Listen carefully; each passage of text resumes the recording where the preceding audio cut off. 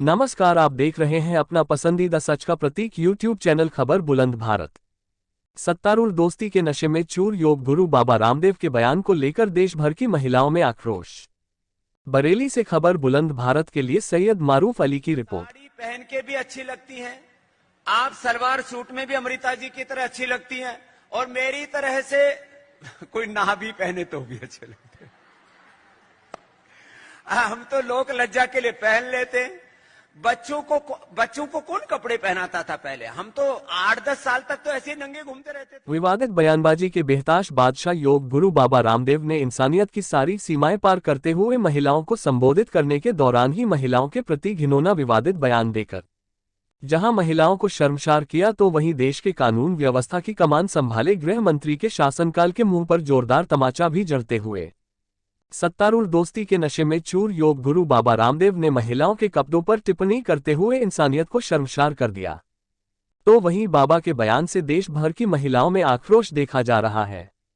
आज उत्तर प्रदेश के बरेली के संगठन पैनी नजर सामाजिक संस्था की प्रदेश अध्यक्ष एडवोकेट सुनीता गंगवार ने योग गुरु बाबा रामदेव के बयान पर अपनी प्रतिक्रिया व्यक्त करते हुए कहा, अभी 2 दिन पहले बाबा रामदेव जी का एक बयान आया है जिसमें उन्होंने कहा है कि महिलाओं के ऊपर उन्होंने बोला है कि महिलाएं साड़ी सूट या बिना कपड़ों के भी अच्छी लगती हैं। मैं पूछना चाहती हूँ कि बाबा रामदेव जी जो हैं, क्या होशो हवास में इस तरह के बयान दे रहे हैं कि महिलाओं के लिए इतने अभद्र शब्दों का इस्तेमाल कर रहे हैं कि बिना कपड़ों के महिलाएं अच्छी लगती हैं? ये नज़रिया है उनका। अपने आप को सन्यासी कहते हैं। बीजेपी के लोग किस तरह की संस्कृति का पालन करते हैं? अपने आप को कहते हैं भारतीय संस्कृति के हम संरक्षक हैं, और महिलाओं के लिए बिना कपड़ों के रहने की बात करते हैं। शर्म आती है बीजेपी की ऐसी सोच पर, और बीजेपी के लोगों पर दया आती है कि इनका स्तर सोचने का कितना गिर चुका है। और मैं ऐसे इनके बयानों की घोर निंदा करती हूँ, बल्कि इन्होंने पूरे हिंदुस्तान की महिलाओं का अपमान किया है।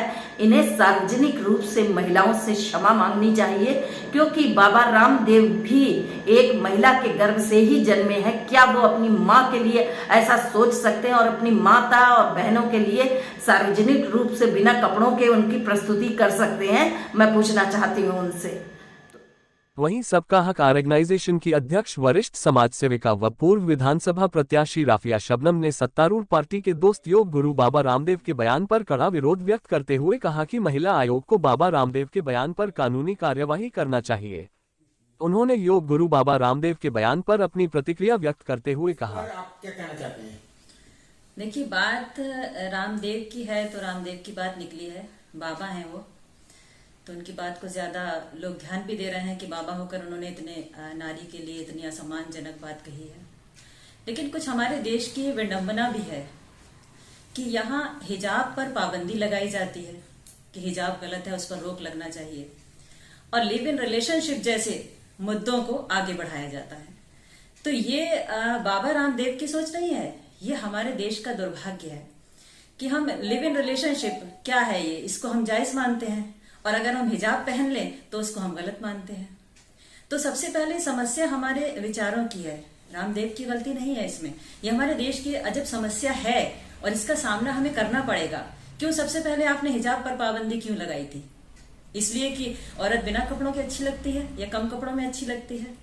तो रामदेव को ही क्यों कहें? मैं तो सबको, सारे देश को कहूंगी, मैं उन लोगों को भी कहूंगी कि जिन्होंने लिव इन रिलेशनशिप जैसे कानून बनाए और श्रद्धा और आफ्ताब जैसे कांड यहाँ हुए, और आज कोई पहली बार नहीं हुआ है, हमेशा से ये कांड होते हैं। और रामदेव की या बाबा जी की बात करें तो बाबाओं का तो ये गिरोह ही पूरा इस तरह का है, वरना राम रहीम जेल में ना होते, आशाराम जेल में ना होते। ये सिर्फ ब्रह्मचर्य का नाटक करने वाले बाबा का गिरोह है, मैंने गिरोह कहती हूँ। तो सिर्फ आप ब्रह्मचर्य का नाटक करते हैं और आप पर्दे के पीछे सब कुछ करते हैं, और करने के बाद जो आपके विचार हैं वो कहीं ना कहीं इस तरह से सामने आ जाते हैं। जिस तरह की उनकी भाषा है उस तरह से क्या भारत सरकार को या राज्य सरकार को उन पर कार्रवाई करना चाहिए? बिल्कुल, उन पर अगर कार्रवाई नहीं हुई तो इसी तरह से जो हमारे देश की महिलाएं हैं वो बेइज्जती का सामना करती रहेंगी, और इनकी और जो है हिम्मत बढ़ती रहेगी। इन्हें जरूर कार्रवाई की जानी चाहिए। एक तरह से ये भी देखा जाता है कि ये सत्तारूढ़ पार्टी के दोस्तों में आते हैं, क्या उसी के गुमान में इनके इस तरह का बयान आता है? बिल्कुल, सत्तारूढ़ पार्टी का तो बहुत ज्यादा समर्थन उनको मिला हुआ है। बल्कि मैं तो ये कहूंगी कि जब से बीजेपी सरकार आई है, सीधा सीधा ये कहा जाए तो इस तरह के मुद्दे उठाए जाते हैं, जानबूझकर इस तरह की बातें की जाती हैं। तो आप नारी का ही सम्मान नहीं कर सकते तो बिना वजह सबका साथ, सबका विश्वास, सबका विकास, ये सारे जो जुमले हैं ये सिर्फ जुमले हैं। और साथ में ये भी कहा जाता है कि बेटी बचाओ बेटी पढ़ाओ। अब बेटी के लिए नजरिया तो ये है आप क्या बचाएंगे और क्या पढ़ाएंगे। नहीं, इसमें जो है ना महिला आयोग को आगे आना चाहिए और बाकायदा महिला आयोग को मुकदमा दर्ज कराना चाहिए, क्योंकि मुकदमे दर्ज कराने की जो प्रथा है वो बीजेपी ने शुरू की है।